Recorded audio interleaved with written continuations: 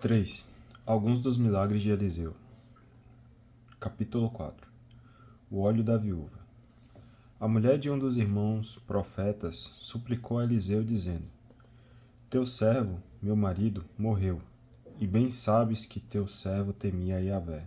Ora, veio o credor para tomar meus 2 filhos e fazê-los escravos. Eliseu lhes disse: Que posso fazer por ti? Dize-me,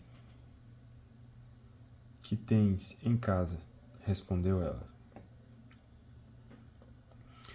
Tua serva nada tem em casa, a não ser um vaso de óleo. Então ele ordenou: Vai e pede emprestadas a todos os teus vizinhos ânforas vazias em grande quantidade. Depois entra, fecha a porta atrás de ti e de teus filhos e derrama óleo em todas essas ânforas, pondo-as de lado à medida que forem ficando cheias. Ela retirou-se e fechou a porta atrás dela e dos filhos. Estes lhe apresentavam as ânforas e ela as enchia. Ora, quando as ânforas ficaram cheias, ela disse a seu filho: Traze mais uma.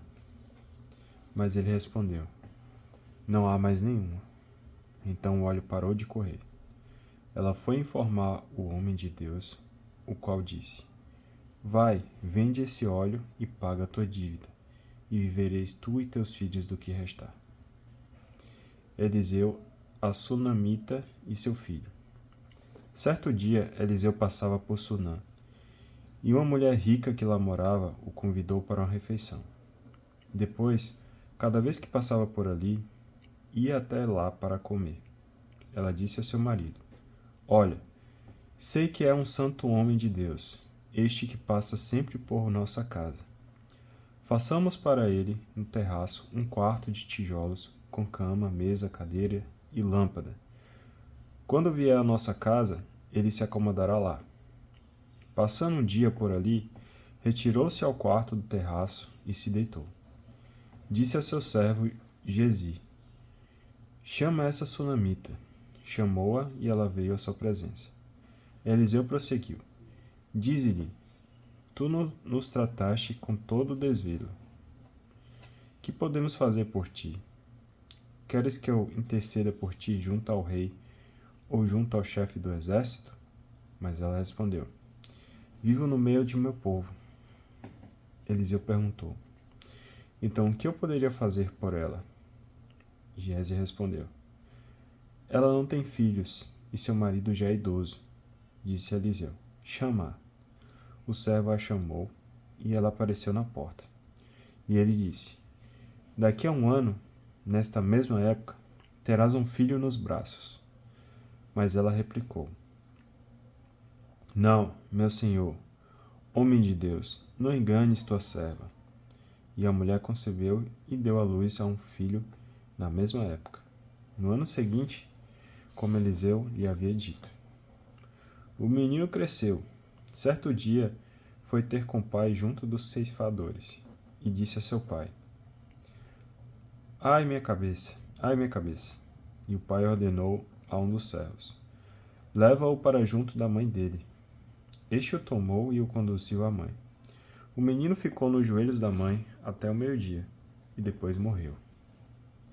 Ela subiu, colocou o menino sobre o leito do homem de Deus, fechou a porta atrás de si e saiu. Chamou o marido e disse-lhe: Manda-me um dos seus servos com a jumenta. Vou depressa à casa do homem de Deus e volto. Perguntou-lhe ele: Por que vais ter com ele hoje?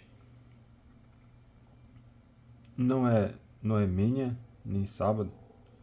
Mas ela respondeu: Fique em paz. Mandou selar a jumenta e disse ao servo: Conduz-me e vai adiante. Não me detenhas pelo caminho, a não ser que eu te ordene. Ela partiu e foi ter com o homem de Deus no Monte Carmelo. Quando o homem de Deus a viu de longe, disse a Gezi, seu servo: Lá está aquela sunamita. Corre-lhe ao encontro e pergunta: Estás bem? Teu marido vai bem? Teu filho está bem? Ela respondeu: Bem. Chegando perto do homem de Deus, na montanha, ela agarrou-lhe os pés Gési aproximou-se para afastá-la, mas o homem de Deus disse: Deixa, pois tem a alma amargurada. Yahvé mo encobriu e nada me revelou. Ela disse: Acaso eu pedi um filho ao meu senhor? Não te havia pedido que não me enganasses? Eliseu disse a Gési: Cinge teus rins, toma meu brasão na mão e parte. Se encontrares alguém, não o saudes, e se alguém te saudar, não lhe respondas. Colocarás meu brasão sobre o rosto do menino. Mas a mãe do menino disse: Tão certo como Yahvé vive e tu vives, eu não te deixarei. Então ela se ergueu e a seguiu. Gési, que o havia precedido, tinha colocado o bastão sobre o rosto do menino, mas ele não disse nada nem reagiu. Então o servo voltou para encontrar-se com Eliseu e informou-lhe: o menino não despertou.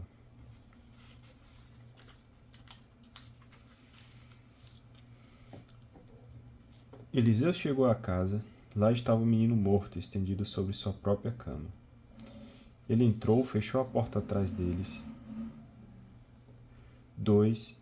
e orou a Yahvé. Depois subiu à cama, deitou-se sobre o menino, pondo a boca sobre a dele, e os olhos sobre os dele, as mãos sobre as dele. Estendeu-se sobre ele, e a carne do menino se aqueceu. Eliseu pôs-se a andar novamente de um lado para o outro na casa. Depois tornou a subir e se estendeu sobre ele. Então o menino espirrou 7 vezes e abriu os olhos. Eliseu chamou Gési e disse-lhe: Chama a sunamita. Chamou-a e, quando ela chegou perto de Eliseu, este lhe disse: Toma teu filho. Ela entrou, lançou-se a seus pés e prostou-se por terra. Depois tomou seu filho e saiu. A panela envenenada. Eliseu voltou a Gilgal quando a fome reinava na região. Estando os irmãos profetas sentados à sua frente, ele disse a seu servo: Põe a panela grande no fogo e prepara uma sopa para os irmãos profetas. Um deles saiu ao campo para apanhar verdura e encontrou videiras selvagens. Colheu delas coloquíntidas, encheu no manto. Voltou e cortou-as em pedaços dentro da panela de sopa, sem saber o que era. Distribuíram-na aos homens, para que comessem. Porém, logo que provaram da sopa, soltaram um grito: Homem de Deus, a morte está na panela. E não puderam mais comer. Então Eliseu disse: Trazei-me farinha. Jogou farinha na panela e disse: Serve aos homens para que comam. E já não havia mais nada de nocivo na panela.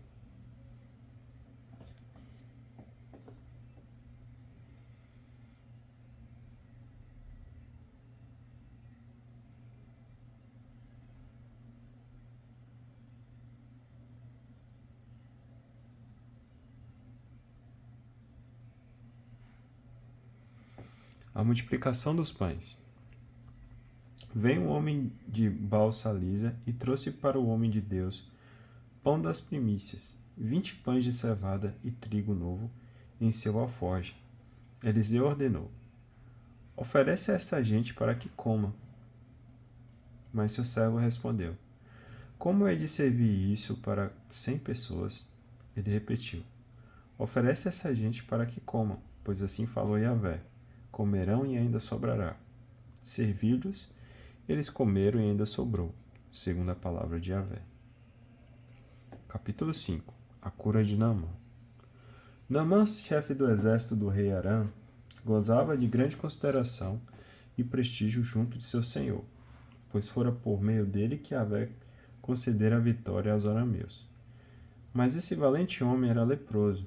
Ora, os arameus, na incursão, tinham levado do território de Israel uma moça que ficou a serviço da mulher de Naamã. Disse ela à sua patroa: bastaria meu amo se apresentar ao profeta de Samaria. Ele o livraria da lepra. Naamã foi informar o seu senhor. A moça que veio da terra de Israel falou isso e isso.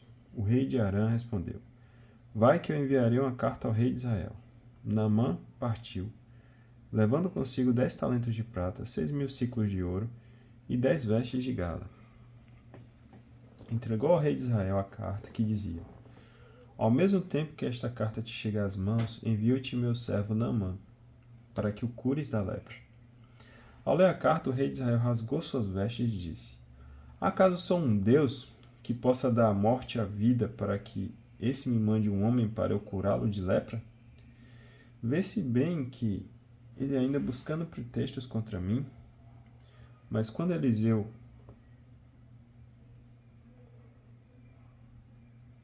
homem de Deus, soube que o rei de Israel havia rasgado as vestes, mandou-lhe dizer: Por que rasgastes as vestes? Que ele venha a mim, para que saiba que há um profeta em Israel. Naamã chegou com seu carro e seus cavalos e parou à porta da casa de Eliseu. Este mandou o mensageiro dizer-lhe: Vai, lavar-te 7 vezes no Jordão, e tua carne te será restituída e ficará limpa.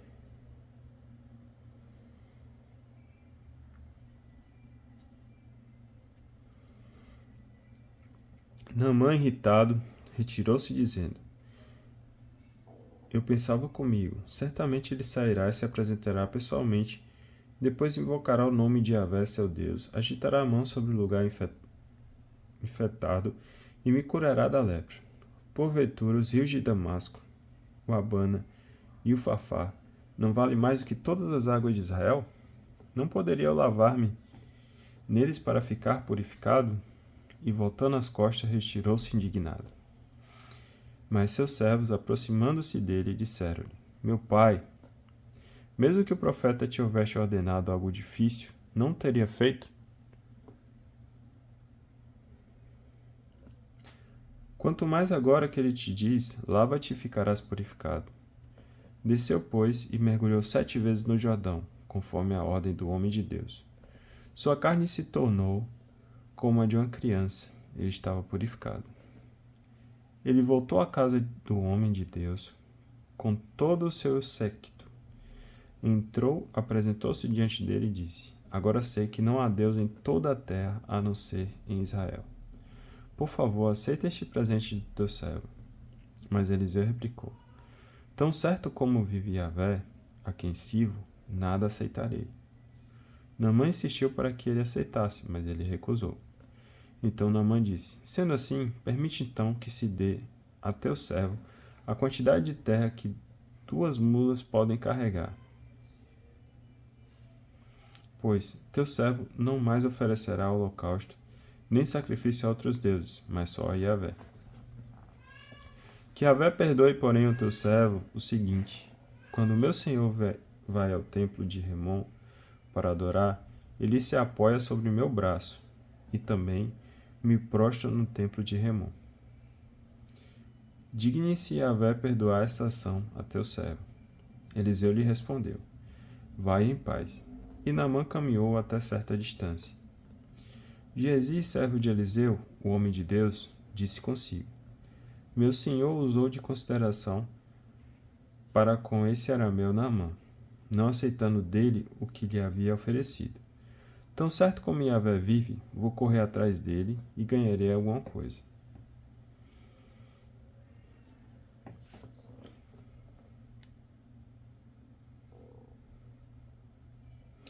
E Geazi correu no encalço de Naamã. Quando Naamã o viu correndo atrás dele, saltou do seu carro, foi ao seu encontro e perguntou: Vai tudo bem? Ele respondeu: Vai. Bem. Meu senhor mandou-me dizer-te: Agora mesmo acabaram de chegar 2 jovens da montanha de Efraim, irmãos profetas. Dá para eles, eu te peço, 1 talento de prata e 2 vestes de gala. Naamã respondeu: Aceita 2 talentos. Insistiu com ele e atou os 2 talentos de prata em 2 sacos, junto com 2 vestes de gala, e entregou-os a 2 de seus servos, que os levaram à frente de Geazi. Quando chegou ao Ofel, Geazi tomou os objetos de suas mãos e os guardou em casa. Depois despediu os homens que se retiraram. A seguir, veio apresentar-se a seu senhor. Eliseu lhe perguntou: De onde vem Giezi? Teu servo não foi a lugar nenhum, respondeu. Mas Eliseu lhe disse: Acaso o meu espírito não estava presente quando alguém saltou do seu carro ao teu encontro? Agora que recebeste o dinheiro, podes comprar com ele jardins, olivais e vinhas, ovelhas, bois, servos e servas. Mas a lepra de Naamã se apegará a ti e à tua posteridade para sempre. E Giezi saiu de sua presença branco como a neve, por causa da lepra.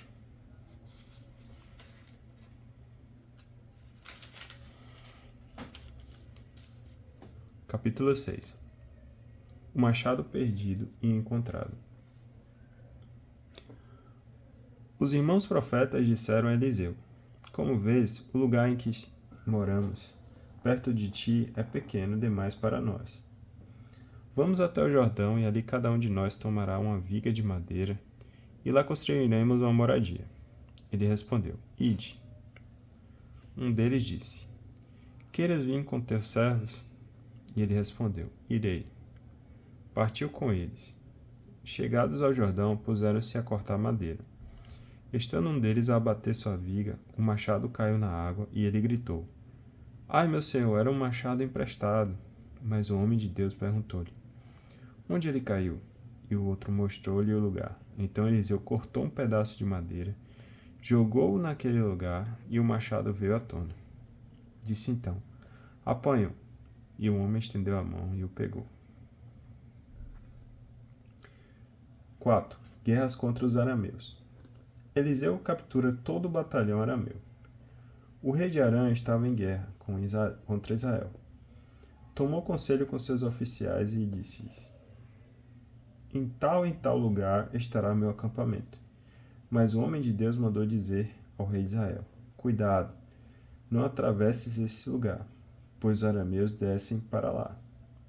E o rei de Israel mandou seus homens para o lugar onde o homem de Deus lhe havia indicado. Ele o advertia e o rei ficava de sobreaviso, e isso se deu não apenas uma ou duas vezes. O coração do rei de Arã ficou perturbado com a coisa, e ele convocou seus oficiais para perguntar-lhes: Não me poderíeis informar quem dentre os nossos está do lado do rei de Israel? Um dos seus oficiais respondeu: Ninguém, senhor meu rei. É Eliseu, profeta de Israel, que revela ao rei de Israel até mesmo as palavras que dizes no teu quarto de dormir. Ordenou ele: Ide ver de onde ele está, e mandarei prendê-lo. E foi-lhe anunciado: Eis que ele está em Dotã. Então o rei mandou para lá cavalos, carros e uma poderosa tropa que chegaram de noite e cercaram o lugar. O servo do homem de Deus levantou-se bem cedo e saiu. E eis que um batalhão cercava a cidade com cavalos e carros. Seu servo lhe disse: Ai, meu senhor, como vamos fazer? Não tenhas medo, respondeu, pois são mais numerosos os que estão conosco que os que estão com eles. Eliseu orou, dizendo: Yahvé abre seus olhos para que veja. E Yahvé abriu os olhos do servo, e ele viu a montanha coberta de cavalos e carros de fogo em torno de Eliseu.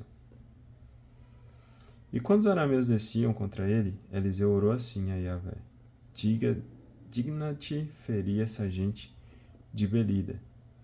E ele os feriu de Belida, conforme a palavra de Eliseu. Então Eliseu lhes disse: Não é este o caminho, nem esta a cidade. Segui-me, que vos conduzirei ao homem que procurais. Mas ele os conduziu a Samaria. Ao entrar em Samaria, Eliseu disse: Yahvé abre os olhos dessa gente, para que veja.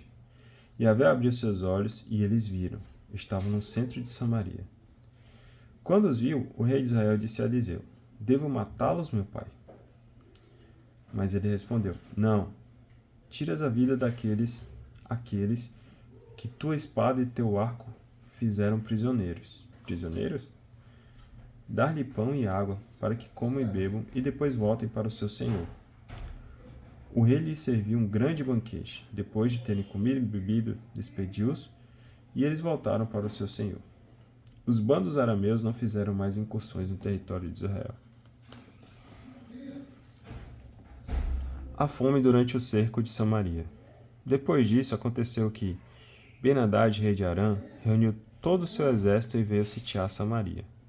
Houve então grande fome em Samaria, e o cerco foi tão cruel que uma cabeça de jumento valia 80 ciclos de prata, e a quarta parte de uma cebola selvagem, 5 ciclos de prata. Passado o rei pela muralha, uma mulher lhe gritou: Socorre-me, senhor meu rei. Respondeu ele: Se Yahvé não te socorre, de onde posso tirar auxílio para ti?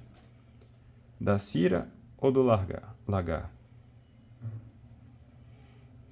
Da eira ou do lagar? Depois o rei perguntou: Que te aconteceu? E ela: Esta mulher me disse: Entrega teu filho para que comamos hoje, que amanhã comeremos o meu. Cozinhamos, pois, o meu filho e o comemos. No dia seguinte eu lhe disse: Entrega teu filho para o comermos. Mas ela ocultou seu filho. Quando o rei ouviu o que dissera a mulher, rasgou suas vestes. O rei estava andando sobre a muralha, e o povo viu que ele trazia sobre o corpo um cilício.